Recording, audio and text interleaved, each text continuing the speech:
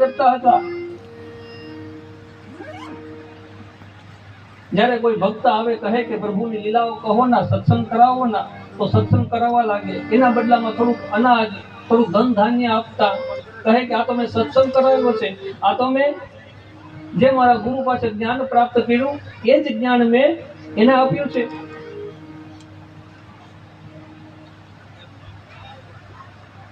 ગુરુ દ્વારા પ્રાપ્ત થયેલું જ્ઞાન, એના દ્વારા મળેલું મને ધન ધાન્ય મારે મારા ઘર કાર્ય માટે ન વપરાય. પછી રોજનો ક્રમ થઈ ગયો, રોજ ભક્તો આવે, રોજ સત્સંગો સાંભળે માતાઓ, બધા સત્સંગ સાંભળે, ધન ધાન્ય ઇત્યાદિ સુદામાને આપતા જાય. એક પણ દાણો સુદામા લેતા નથી. તમામ ધન ધાન્ય પોતાના વિદ્યાપીઠને સમર્પિત કરી દે છે.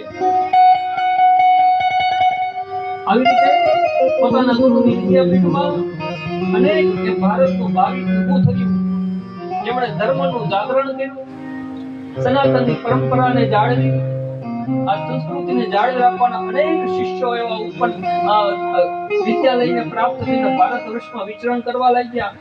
મોટામાં મોટો સુદામાનો ફાળો રહ્યો છે. સુદામા ગરીબ ન હતા,